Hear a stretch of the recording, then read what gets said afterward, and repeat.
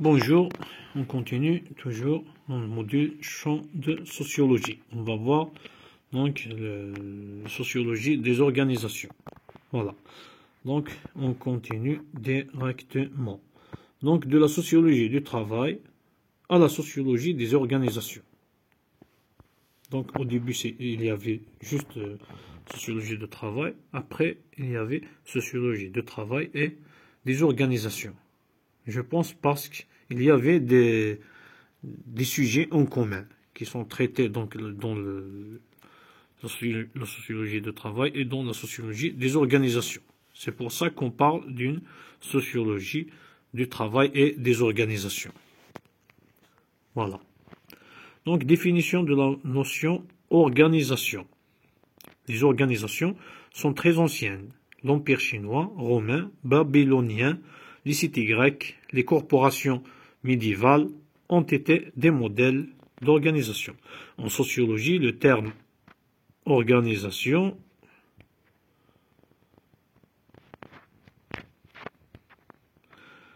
peut avoir trois sens distincts. Donc, soit un regroupement d'humains qui coordonnent leurs activités pour atteindre un certain but. L'organisation est alors envisagée comme une réponse au problème de l'action collective, de sa coordination et de sa stabilisation. Donc, soit, ça c'est simple, un groupement d'humains qui coordonnent ses activités pour atteindre un but. Point. C'est simple. Les diverses façons par lesquelles ces groupes structurent les moyens dont ils disposent pour parvenir à leur fin. Ici, on peut dire c'est un sens de l'organisation, c'est mettre en place, voilà, en quelque sorte, mettre en place une structure. Une structure concernant les moyens. Voilà, c'est ce que j'ai compris. Donc, c'est les diverses façons par lesquelles des groupements, donc des groupes d'individus, structurent les moyens. Donc, ils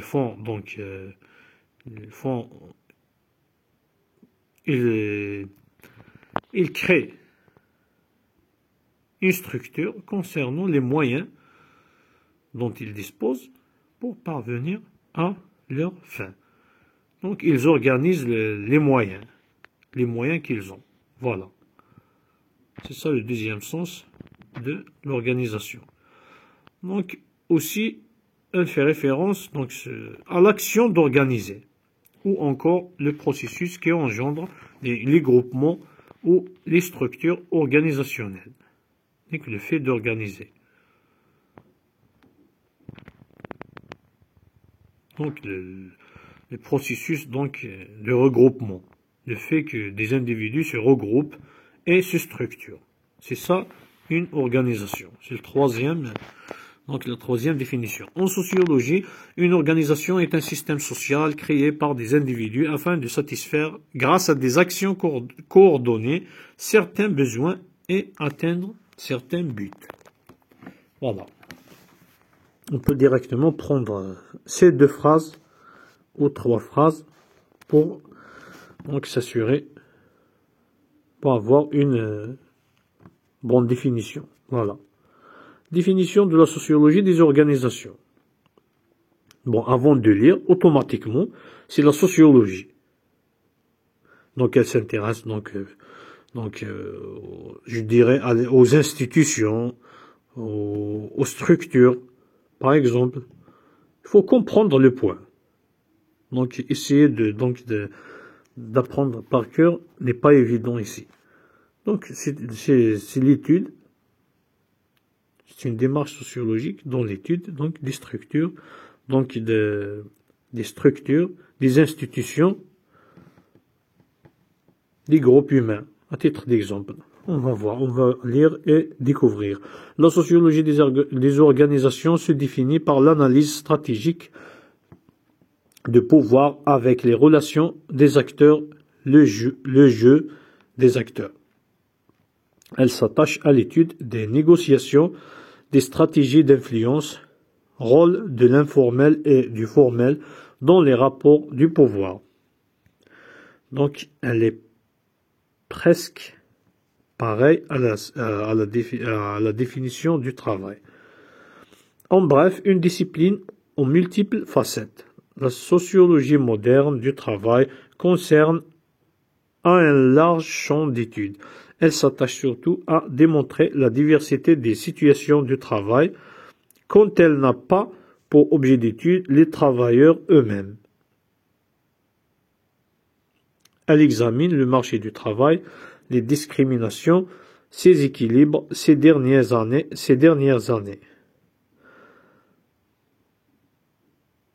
Elle s'est très largement diversifiée pour s'adapter aux problématiques actuelles du travail. Les sociologues vont alors tenter de répondre partiellement aux questions suivantes. Quels sont les types de pensées et d'actions qui expliquent l'existence de certains types d'organisations? Max Weber proposa un type de rationalité, la rationalité instrumentale, à travers des objectifs de résultats pour caractériser les organisations que sont les entreprises.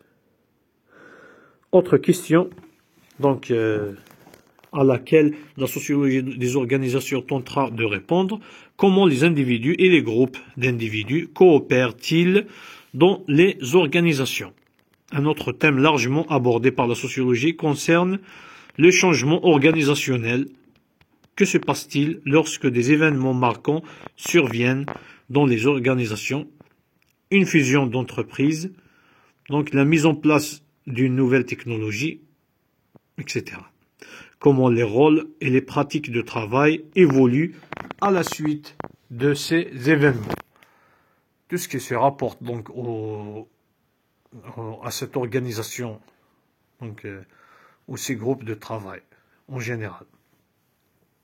C'est ça. Donc il y a plusieurs points communs entre donc la sociologie d'organisation et la sociologie donc du travail. Pourquoi? Parce que dans le travail, c'est un groupe qui a donc qui a une structure spécifique, qui a des rapports spécifiques aussi, des rapports de force, des rapports entre donc il y a des phénomènes donc spécifiques à ce cadre de travail, donc au groupement des individus qui travaillent ensemble.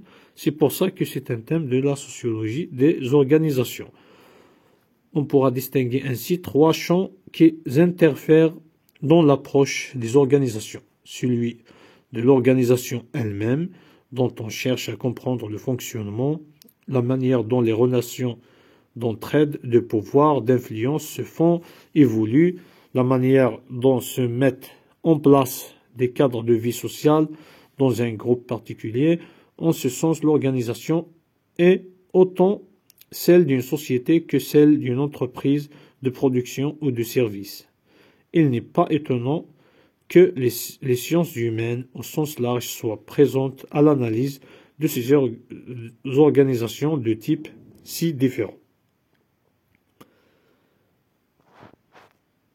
Donc, je continue. Donc, celui de la gestion, donc dont la finalité est de mettre en place les méthodes qui permettent d'augmenter, d'améliorer l'efficacité des pratiques. C'est la version ancienne de ce que l'on nommera le management, laissant au mot gestion les aspects bassement matériels, gestion comptable, gestion des stocks, et donc le management, donc concernant la gestion plus prestigieuse car liée à la notion de pouvoir des hommes.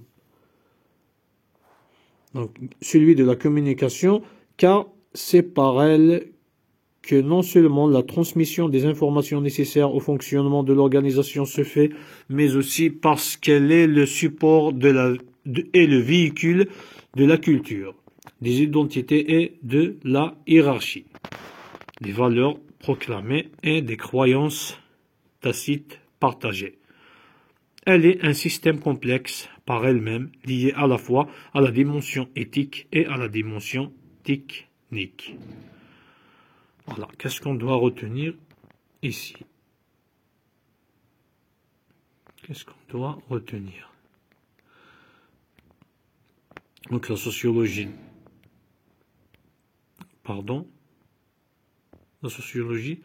donc des organisations. Donc on peut distinguer trois champs qui interfèrent dans l'approche des organisations. Donc on va se baser que donc ces trois champs qui interfèrent donc dans la sociologie des organisations. On a l'organisation, la gestion, la communication. Ces trois points donc concernant la sociologie des organisations. Donc organisation, c'est comprendre le fonctionnement du groupe, sa structure, etc. Voilà.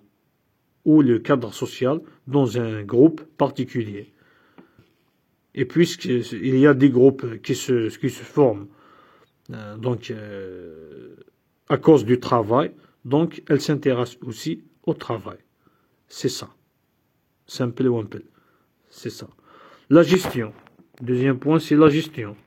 La gestion, donc ici, en quelque sorte, c'est comment, gestion, c'est gérer. Comment gérer donc les différents d'individus donc dans ce groupe qui est pratiquement le groupe de travail.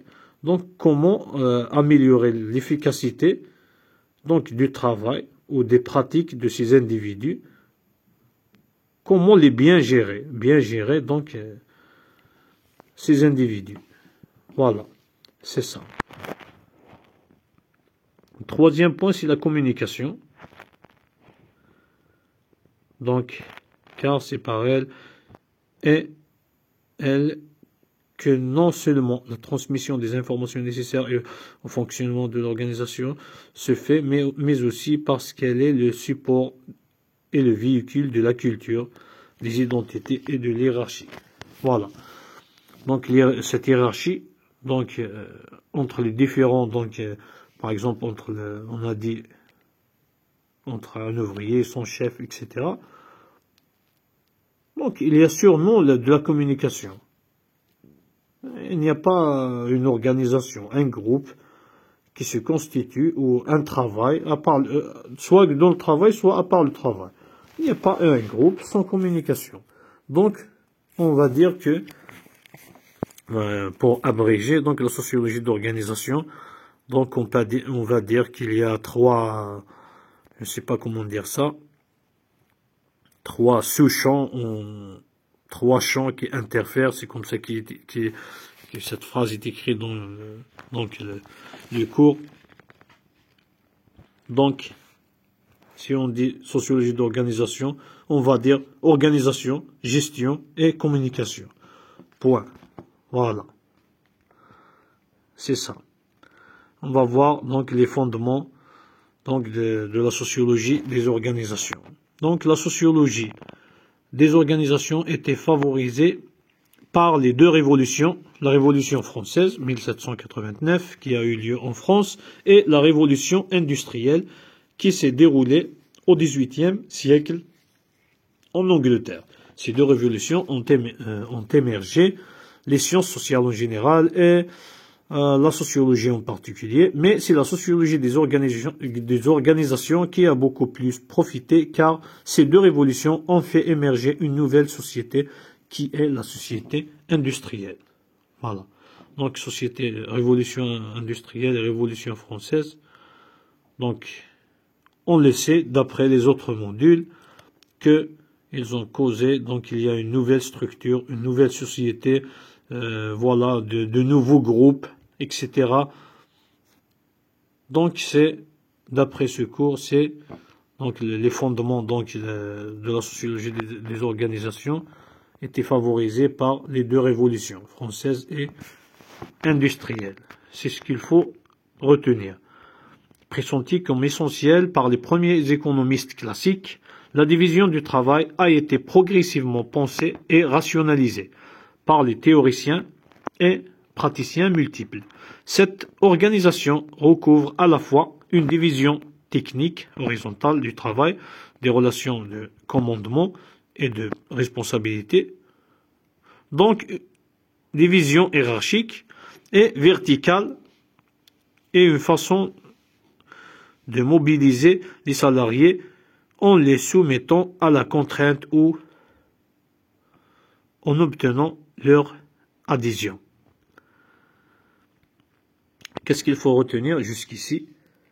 Donc, les fondements de la sociologie des organisations. Si on parle de sociologie des organisations, il faut se souvenir de 3 termes.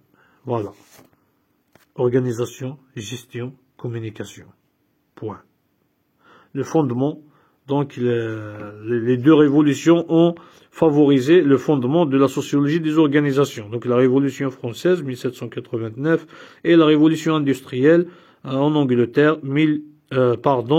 au XVIIIe siècle.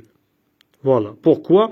Parce qu'elle a causé donc la naissance ou des transformations d'une société donc traditionnelle à une société industrielle. Voilà. Donc aussi ce qui a marqué donc cette sociologie donc des organisations, c'est donc la rationalisation, donc pressentie comme essentielle par les premiers économistes classiques. Donc la division du travail a été progressivement pensée et rationalisée. Donc rationalisation, donc rationalisation et la division du travail. Voilà. Donc ici on a division de travail horizontale et verticale.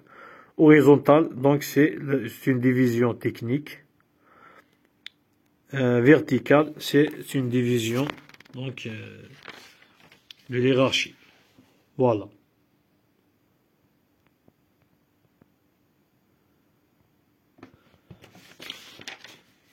Voilà, c'est ça. Donc la division verticale, c'est quoi? Donc c'est séparation entre donc quelqu'un qui pense, quelqu'un qui exécute. Voilà. Quelqu'un qui conception et exécution. C'est ça. Par contre, donc je commence à me fatiguer. Division horizontale, c'est la parcellisation des tâches. Donc la division horizontale, c'est une division technique, c'est la division du travail, du travail. Voilà. Des tâches, etc. Par contre, la division donc verticale, c'est l'hiérarchie. C'est la division des postes en quelque sorte, des postes de travail. Genre quelqu'un qui est ouvrier, quelqu'un qui est son chef. Voilà, ça c'est un exemple. Mais c'était une division entre à deux, donc en 2 parties. Quelqu'un qui pense, qui dit ce qu'il faut faire, l'autre qui exécute, et il n'est pas censé ni penser, ni dire quoi que ce soit. Il exécute seulement. C'est ça. Donc, 3 noms ont fortement marqué cette évolution. C'est Frédéric Taylor, Henry Ford, Taishi Ohno. Je ne sais pas comment il se prononce parce que c'est un Chinois. Donc, on leur doit l'Organisation scientifique du travail, OST, ou Taylorisme. Les chaînes de montage et le Taylorisme ou onisme, il a plusieurs noms. Si l'organisation taylorienne fordienne a marqué la croissance industrielle des 3 premiers tiers du XXe siècle, le taylorisme et le juste à temps semblent avoir pris le relais depuis une trentaine d'années, même si le taylorisme à l'ancien reste très présent. Au-delà de ces grandes étapes, les façons de répartir les tâches, de commander la main-d'œuvre et de responsabiliser les salariés ont fait l'objet de diverses approches de nombreux débats contradictoires et de multiples expérimentations. Donc, je suis un peu fatigué. Ici, qu'est-ce qu'on a dans ce point? Les fondements de la sociologie des organisations. Donc, on a la rationalisation et la division de travail. Division de travail horizontale et verticale. Donc, horizontale, on a dit que c'est une division technique. C'est la division des tâches. Voilà. Verticale, c'est une division hiérarchique. C'est la division en quelque sorte des travailleurs, des individus, entre quelqu'un qui pense et l'autre qui exécute. C'est ça. En deux mots, c'est ça. Donc les trois mots qu'on doit obligatoirement se souvenir, c'est Frédéric Taylor, Henry Ford et Taiichi Ohno. Voilà.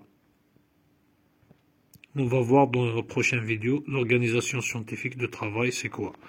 Bonne chance, bon courage, ne vous découragez pas et à toutes.